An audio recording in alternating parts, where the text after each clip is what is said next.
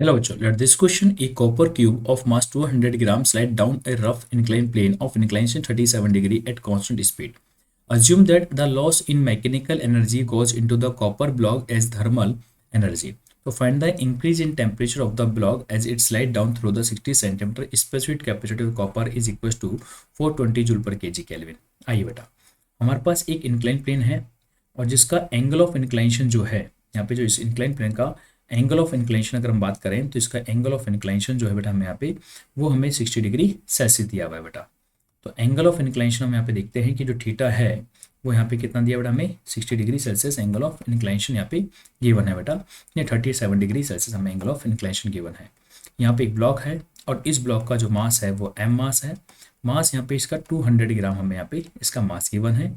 और यहाँ पे बताया जा रहा है कि जो यहाँ पे कोफिशिएंट ऑफ फ्रिक्शन है, फाइंड द टेम्परेचर इंक्रीज, ना टेम्परेचर कितना इंक्रीज होगा ये हमसे पूछा गया है कि जब इस स्लाइड डाउन नीचे की तरफ आता है और कितना सेंटीमीटर नीचे आता है, 60 सेंटीमीटर जब नीचे आता है तो कितना इसका टेम्परेचर इंक्रीज होगा। और जो स्पेसिफिक कैपेसिटी है वो हमें 420 जूल पर kg केल्विन बताई जा रही है, ये हमें बताई जा रही है बेटा।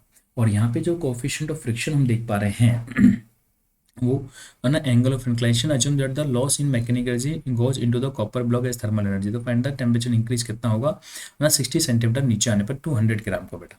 तो अगर बेटा हम इसकी बात करते हैं कि जो ब्लॉक नीचे आता है तो यहाँ पे क्या होगा कि इसका जो कोफिशिएंट ऑफ फ्रिक्शन है, कोफिशिएंट ऑफ फ्रिक्शन के अगेंस्ट इसको क्या करना पड़ेगा, वर्क करना पड़ेगा।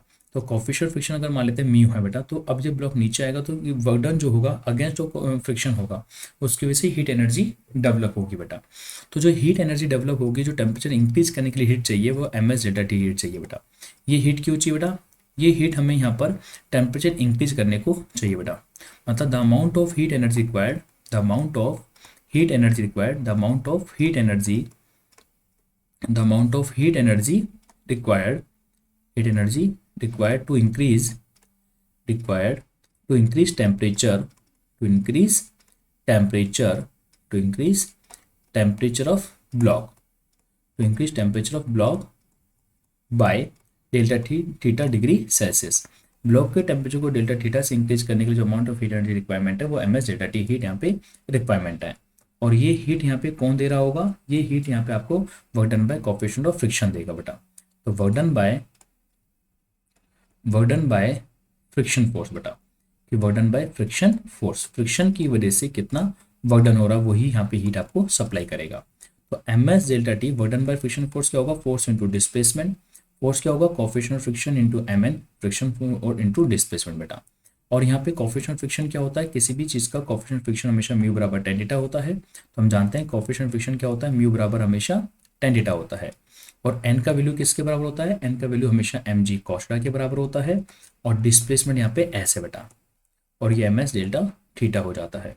तो अगर हम यहाँ पे सॉल्व करते हैं तो हम यहाँ पे क्या देखेंगे, तो हम यहाँ पे क्या देख पा रहे हैं प्यारे बच्चों, देखो यहाँ पे ये बन गया है ms डेल्टा थीटा, और मैंने बताया कि tan थीटा यहाँ पे कोफिशिएंट ऑफ फ्रिक्शन हो जाता है, और यहाँ पे वो हो जाता है n का वैल्यू क्या था mg cos थीटा था, और यहाँ पे वो डिस्प्लेसमेंट s हो जाता है।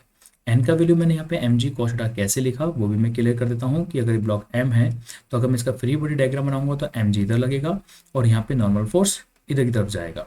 तो अगर ये एंगल थीटा होता है तो ये एंगल भी आपका थीटा होता है, तो n का mg का इधर कंपोनेंट जो है आपका mg cos थीटा हो जाता है। इसलिए मैंने यहाँ पे n के वैल्यू को किसके बराबर कर दिया, mg cos थीटा के बराबर कर दिया बेटा।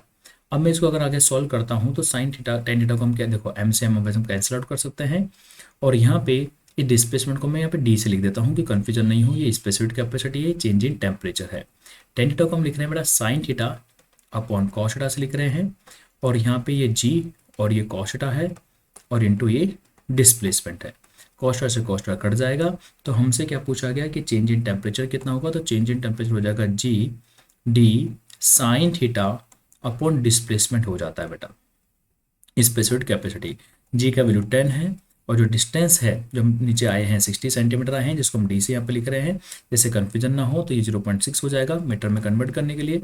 थीटा जो है बेटा आपके पास 37 डिग्री का है, और जो यहाँ पे स्पेसिफिक कैपेसिटी है वो यहाँ पे 420 बताई गई है, तो यहाँ पे वो 420 हो जाती है बेटा। और साइन 37 डिग्री का जो वैल्यू है वो हम जानते हैं बेटा, साइन 37 डिग्री हमेशा 3/5 होता है। तो अगर सारी वैल्यूज को आप रख देते हो तो चेंज इन जो टेम्परेचर है वो हमारे पास आ जाएगा 8.6 इंटू 10⁻³ डिग्री सेल्सियस। आपके पास चेंज इन टेम्परेचर हमें देखने को मिलता है, वही हमारे इस क्वेश्चन का आंसर हो जाएगा। तो हमसे पूछा गया था चेंज इन टेम्परेचर कितना होगा, तो चेंज इन टेम्परेचर होगा 8.6 इंटू 10⁻³ डिग्री सेल्सियस आपका चेंज इन टेम्परेचर हो जाएगा। ओके बेटा, थैंक यू।